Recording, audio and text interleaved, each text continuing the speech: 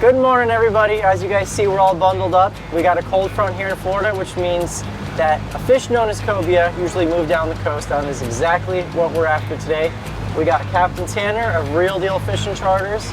And what's the game plan for today? So we're gonna head out Marco Pass here. We're gonna go find some live bait. Then we're gonna run out probably about 50 to 60 miles, fish over some structure, and see if we can find some cobia. We also got Brookie and Ryan back there hiding. Hey guys! Hide back there. So we will see you guys out there.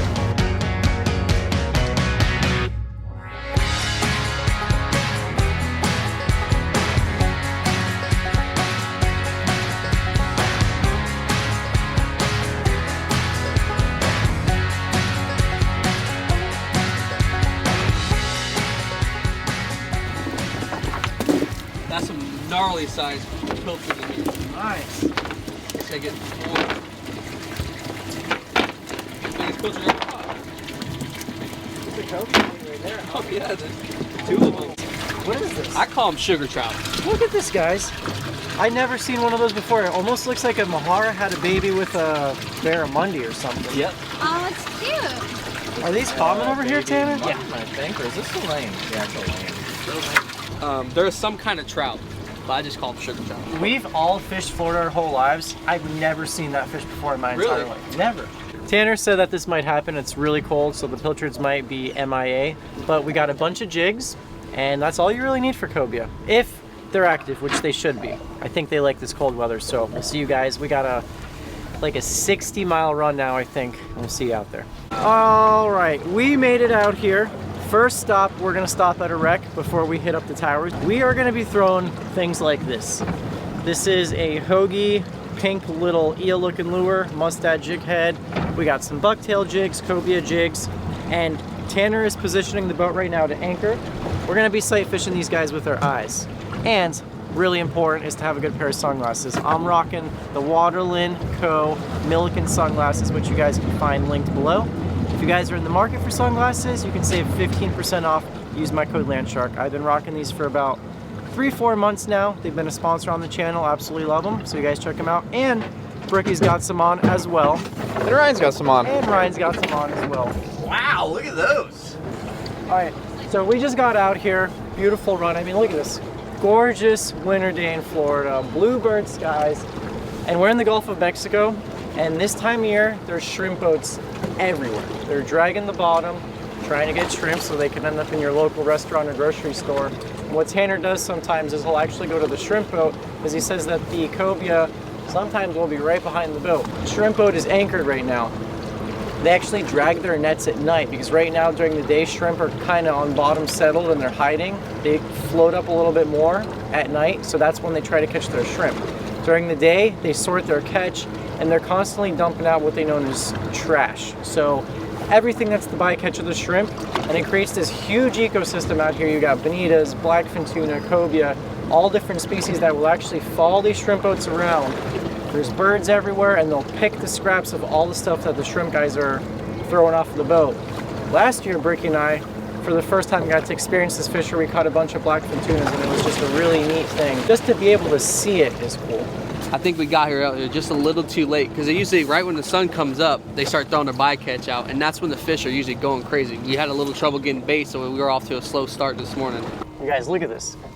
Look at how juicy that thing looks. That pink contrasting with that turquoise water. It looks like an eel or a shrimp bouncing up and down. Just got a big, obnoxious profile. What? What do you got? I don't know. I got something, man. Blue runner. Blue runner. Oh, if we catch a blue runner, you know there'll be a cobia close by. What did you do, man? Did you rip off the tail of my bait right here? Look at that. It always amazes me. Look at how big this lure is. This guy's got way too big of an appetite. Ryan's on something. That could be the one. Yeah? I don't know what we got. Could just be something powerful too. Oh no! It feels like a fish. Oh, he's coming to the surface now. He's coming to the surface now. What do we got, man? That's the right kind. Yeah, it's a cobia. That's the right kind. Oh God. Woo! Oh, that's cobia. Oh man, that's cobia. Well, that was quick. Yeah, I You got know it what, hooked right Ryan? through the top. Your first fish is a little bit better than my first fish. You know, that's the first cobia I caught in a long time, man. Woo! Let's go! Y'all, that is one of my favorite fish. Honestly, it really is my favorite fish. So that is, what are we looking like? That's 37, 38 inches. This is our target species, 36-inch fish. So we're in the He's Gulf, bigger. He's like a 38-inch fish. 38-inch fish. Yeah. Since we're in the Gulf of Mexico, we're only allowed to keep 2. So we decided to harvest this one. We got one more. We can probably do a little catch and release action, but good job, brother. Dude, that's sick, man. Well, hold on, listen to this. They got a hard, Rock hard head, man. rock hard. Rock. And they got some crazy wicked spines on them right here too. These things will cut you up. What I like about them, they're unlike any other fish. If you think of like morphology, they don't look like anything else. They don't look like any snapper, grouper, milk pelagic fish. They are in a completely class of their own. I like them because they taste delicious. Yeah, that too. Anything that eats a jig and pulls some drag band, I'm all about it.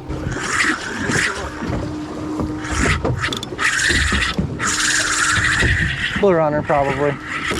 Oh.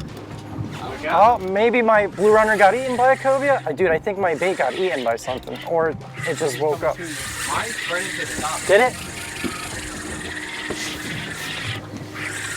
This. Oh my gosh! Oh my god! Is that a shark? That's a shark.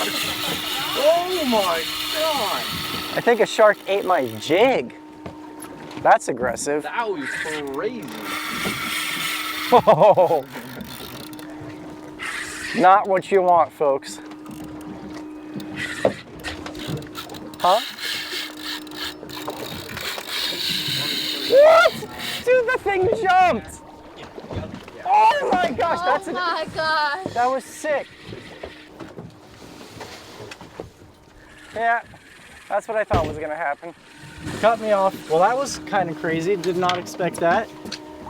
I don't know, like a 60-pound spinner shark just came up and destroyed my jig. He actually went out, spun out of the water.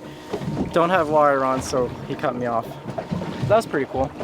And check this out. These little clips are cool. I got a little clipper here. If you're changing your lure often, look at this. I could put it in the eye of my lure, and then I can take it out and I can keep switching lure. That way you don't have to retie your knot every single time.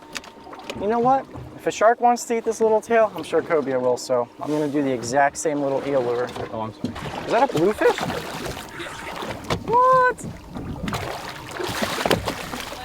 All right, so this right here is a bluefish, and if you guys take a look in his mouth, try to open it. He doesn't have big teeth, but he's got incredible jaw pressure, and he will make quick work of a fish. These guys are cannibalistic. They eat each other sometimes as they come up. And yeah, another cold winter species we have that migrate down in Florida. You don't really find them in the summertime. They like that colder water. Very prevalent in the Northeast and New England and stuff. But we'll probably let this guy go. Unless you want him for bait, Tanner. No, you can toss him back. See ya. It's a bluefin bait. Start fan casting. Cobia to me are kind of mysterious fish. They do what they want, when they want. They're always on the move. They like structure like this, like we're on a wreck, but they could be 100 feet that way, they could be 100 feet that way, and you just gotta wait until your bait is in front of their nose. We're gonna make a move to the towers I keep telling you guys about.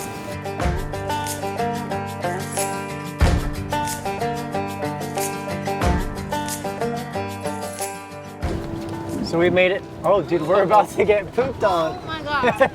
Oh my god, look at it. It's coming. Look. Oh! That was so gross. Look out. I forgot So- to mention that could happen. We made it to our new destination. So what we're fishing is an old Air Force relay tower. These things aren't used anymore, but they were for communication signals back in the day, and we're in the middle of nowhere. There's a bunch of them out here in the Gulf of Mexico. So you got to think, there's nothing for miles and miles around. It's the only structure out here. So bait surrounds it, fish surround it, mangrove snapper, all sorts of other things. And then something like a cobia is moving along his migration pattern, may hold here for a couple days, feed on all the bait that's around here, and yeah, we're trying to intercept those fish. Look at everybody re-rigging right now. Yep, so all three of us broke off. Yep, that's a shark.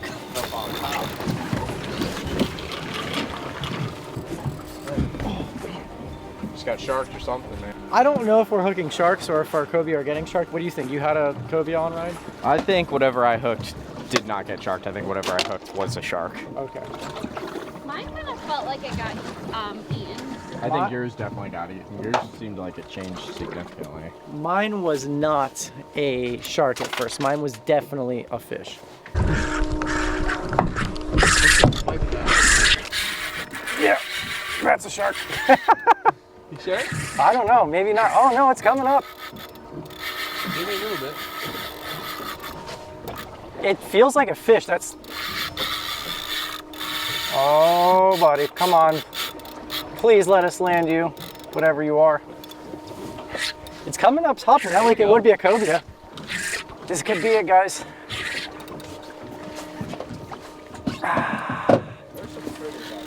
He got heavy now. Yep, now he got real heavy. Maybe I'll get a head back or something. I think what I hooked at first was a cobia because you could actually feel its like tail beats and head shakes. And then when it gets real dead weight like this, like you guys are seeing, then it's usually indicative of a shark. It'd be nice to know what kind of predator it is at least.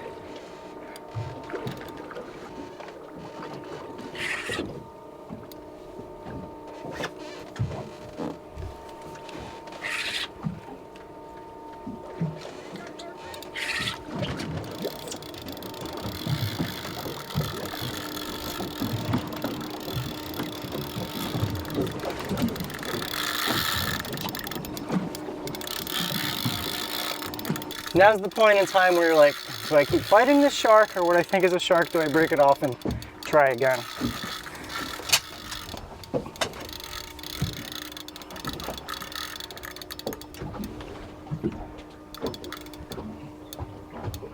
Oh shit, big cobia.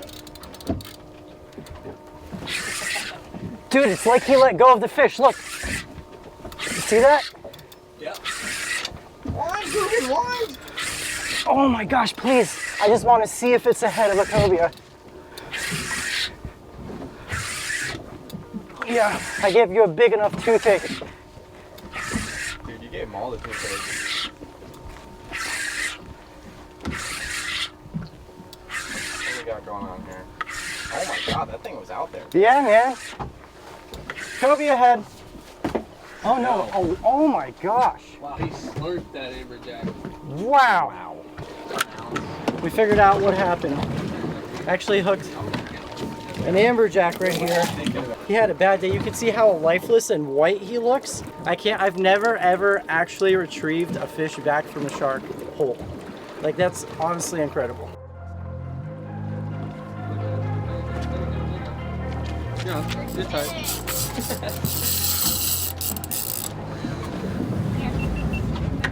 You got one, Ryan? Yeah, he's on. What?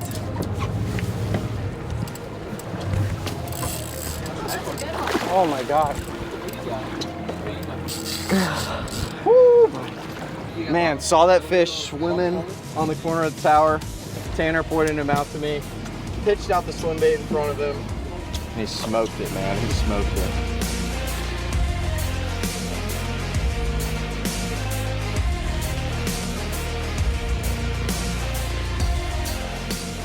Dude, that's ridiculous, man. He nailed that thing. Dude, it was like, No you're like, hesitation. oh, there's one right there. I was like, okay. I just saw red, dude. I don't know. There's another one right there. Where? Left side of the tower. Right towards them. Oh, I see him. Oh, there you go. Nice. Turn around on it. Brooks was on it. Get it right in front of his face.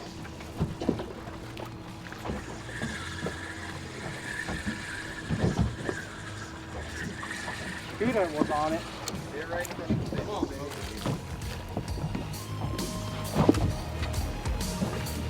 Got him. There you go. Cobia on. Tanner said, dude, there's a cobia right there, right next to the tower. So came up here, and all you see is this like brown silhouette in all this green water. Stay over here, buddy. Yep, it's the right one. Man, when they want it, buddy.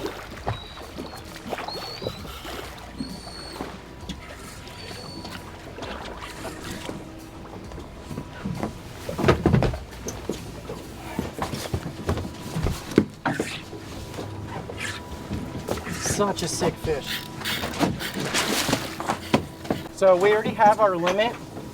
We got 2 cobia in the boat, 2 keepers. Look at those head shakes. Incredible. We got 2 keepers, so we're gonna let this guy go right here.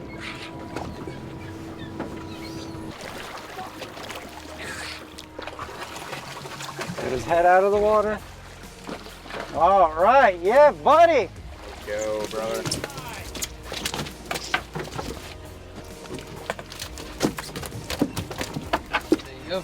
Captain Tanner putting you on him. Dude, let's go, buddy. Let's go, Ryan. That's sick. Me and Ryan have never both caught cobia in the same No, day. this is a first experience for sure. Double header. You guys look at On these. artificial. Man, these fish Yeah. are strong. Both sight casted these fish. Just let them calm down a little bit. They look like big catfish. They look like big brown catfish is what they look like. So you guys see, that's that mustad bucktail jig I've been fishing all day and just tipping with any type of soft plastic. Look at that. This is literally like, I don't know, 20, 40 grit. Real sandpaper, like no teeth. But they're able to grab things, crush it. Yeah, buddy, doubled up on cobia. Oh, Me and Ryan. sight fished on artificial with the crew, man. That is just sick. It all came together. They started out a little bit slow, besides Ryan popping the very first fish as a cobia. We had to feed some to sharks, we had to feed some to predators, but sight fishing these fish is a really unique experience because there's not very many fish you can literally see come up and eat your jig. It's not like you're blind casting and they come up. You literally see the brown silhouette of these guys. What I love about them, you see that white stripe they got right there? They're just so cool looking. I'm gonna let mine go. That way he gets a nice healthy release.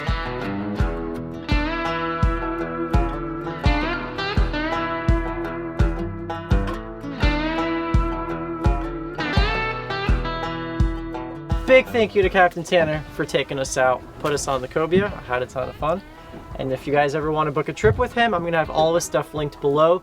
Today was cobia, but Tanner put me on my biggest ever African pompano, first permit offshore, and a bunch of other species. I'll have those videos linked below as well. So if you guys are ever in the Marco Island area, you're taking a family vacation on the West Coast, hit up Tanner if you guys want to book a charter. Great dude, and puts you on the fish. So cobia is not the only thing we catch out here. We, mainly target grouper and snapper, red grouper, gag grouper, get a lot of mangrove snapper, yellowtail snapper, and then sometimes some mud snapper. Cobia are just more found around this kind of area during the winter time, so that's where we're targeting this time of the year. You guys heard it. If you want to book a trip, like I said, all of his stuff linked below. We'll catch you guys at the dock.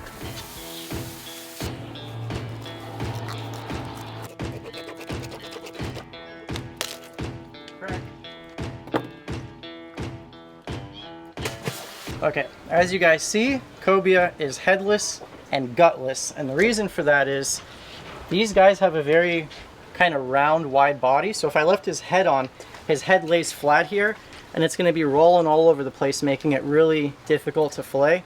And another thing, as you guys see the B-roll playing, their guts are disgusting. So I don't want the guts anywhere near my meat. So that's the first thing I do, is I get rid of the head and I get rid of the guts. It's going to make filleting a lot easier and just give me a better product, make me more confident throughout my fillet as well. So using a 6-inch Dexter right here, boning knife, we're going to start, outline our fish from the top. And you see those spines I was telling you guys about in the video earlier?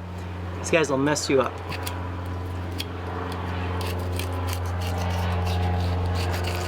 So now that I got my outline from my head to my tail, I'm going to take my knife, rest it on the fish's spine, and work my way up from the tail half to the head half, making sure I'm on the spine and not just aimlessly gliding. Look at that first reveal.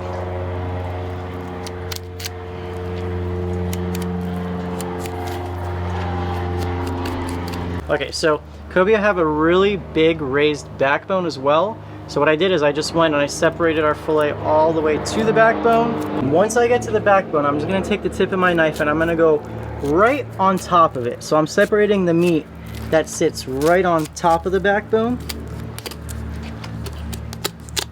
And then when I get to about here, you're gonna have a set of pin bones that you gotta break through. So that's what you hear right there. Broke through them. Now I'm gonna take the tip of my knife and go down on the other side of the backbone. Get on this side of the spine.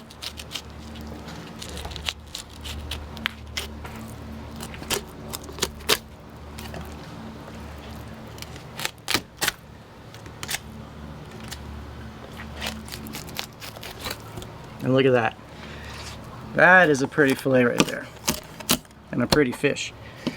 Now I'm just separating right here by this cobia's belly. I just got caught on the fin. And there you go. So there's two ways to do it. You could either go over the rib cage or you leave the rib cage attached to the fillet like I did right there. But you see, getting rid of that gut cavity makes your product just so much better. Otherwise you have all these cobia guts spilling into there. And there's certain fish I like to gut before I fillet. Cobia, dolphin being one of them too. They're just really, like Ryan was saying, they eat a lot of crustaceans and stuff, and I think that broken down crab just smells so bad and I don't want it anywhere near my final product. Okay, so one thing I'm gonna do, I'm gonna get rid of these bones, this little rib cage right here. So I actually have my knife going underneath them, trying not to be wasteful. Kind of just right underneath those bones. You could certainly eat that, but today the catfish are gonna get well fed. Now instead of skinning this as one long piece, I'm gonna break it down into multiple sections to make it easier to skin.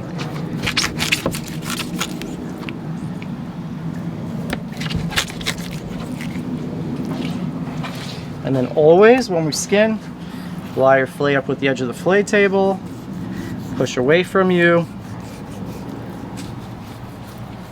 And I always trail with my left hand to make sure my knife is not piercing through the skin, and that's what you end up with right there. All right, guys, boneless, skinless cobia. I will see you in the kitchen. Okay, so what we're gonna do is a little broiled cobia. I actually took those shoulder sections and I cut them right down the middle because it's a really thick piece of fish, and I think cobia is pretty lean. And if you have a really lean fish, and if you have a thick section, I think it's a lot to chew on. I like a thinner piece when you're dealing with a big fillet like that. So what we're gonna do is, we're gonna do a kind of like an Asian mayo style broiled fish. Gochugaru. It's kind of like, I mean, it's curry and chili flakes, but it's very earthy, very peppery, slightly bitter. I really like it. So we're gonna go in with this. It also looks really pretty, I think. We're gonna go in with some coriander. Of course, you know Vic's gotta do garlic powder. A little bit of sesame oil, since we're going Asian. Just want that note of sesame in there. I want to add acidity and get a fresh flavor in there because all of these are kind of savory flavors and real rich. Lime zest. We're gonna do the zest of 2 limes. It's a great way to get citrus notes in your dishes without getting the sourness of the citrus. Freshly cracked pepper.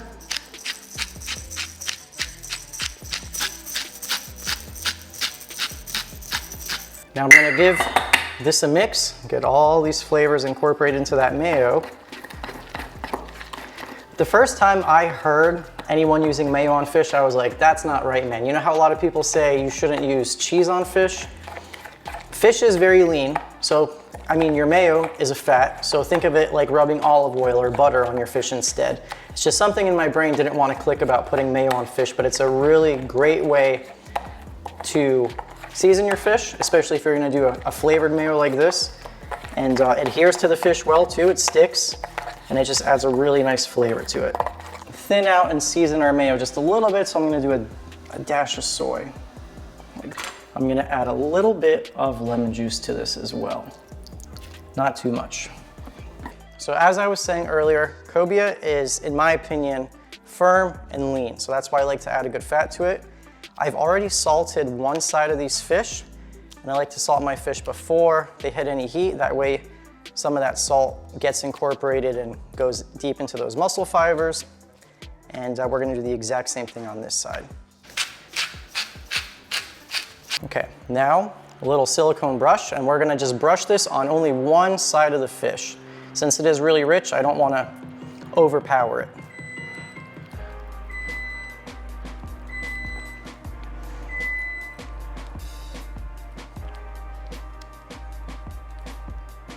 So one final look of our fish before we put it in the broiler. I'm gonna do that now.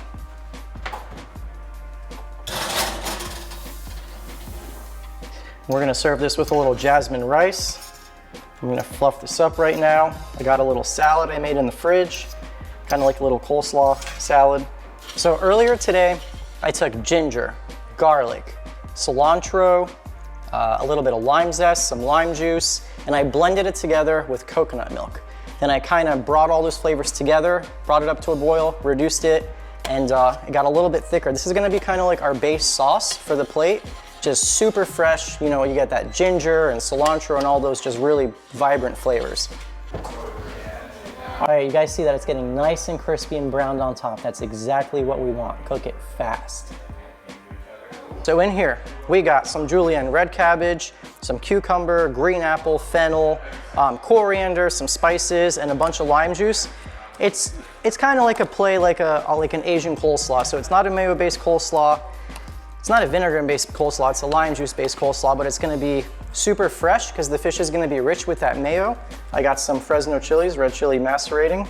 That way you get rid of a lot of that heat. So it's in sugar, water, and vinegar. We're going to add the Fresno chili into our slaw. It's gonna add a little bit of heat, but not too much. And I did salt this, but at the very end, because if you salt it too far ahead of time, you're gonna draw out too much moisture and you're just gonna get a mushy mess. I want my vegetables to be nice and crisp. So we're gonna check on the fish, because I don't want them to overcook, but I don't want them to be undercooked, so let's bring them out real quick. And this is a nice big thick guy, so let me stick my chopstick in there, and it's still a little bit raw in the middle, so we're gonna send it back in. So we can start with that sauce, that green sauce going down right in the middle.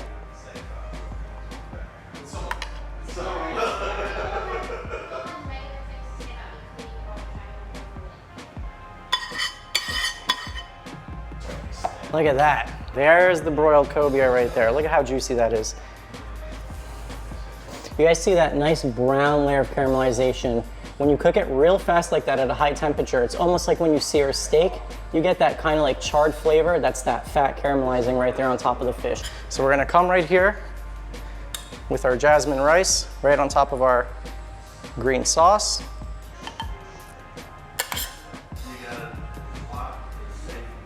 So starting from the bottom, we got our cilantro coconut sauce, our jasmine rice, our apple and cabbage slaw, and then our broiled gochujang mayo cobia right on top. As fresh as it gets.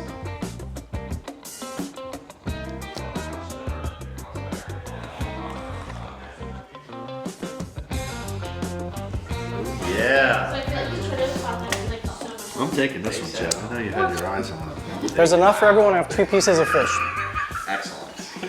Yeah? Yes. I'll put mine on there right now. You know, every video I've ever seen, Brian's first in line for all Look, of look, I don't mess around, man. I'm allowed 2 pieces. There it is. I got it. Got my double decker. Are you guys going right in? You diving Yes. right in? Double decker of cobia here. Good. Which one's in there? That was good. That's great. Which one? I knew that was going to be good. Wow. I haven't eaten cobia in a long time. I've never found a way to like make fish with white rice look good, even though that's always what I eat. You like have to add all the color. It looks excellent. Color, you gotta get the contrast. The rice is delicious. I said it wasn't flaky. I think I'm wrong. No, it I definitely think is flaky. I don't think I cooked it the right way last time, because this is, you guys take a look at this. This is as flaky as it gets. Never broiled cobia before, but look at this. I mean, delicious. I want to know how Victor's cooking this for dinner. Yeah, what is This is I our just lunch. explained it. How you making it for dinner? Because I'm coming back for more.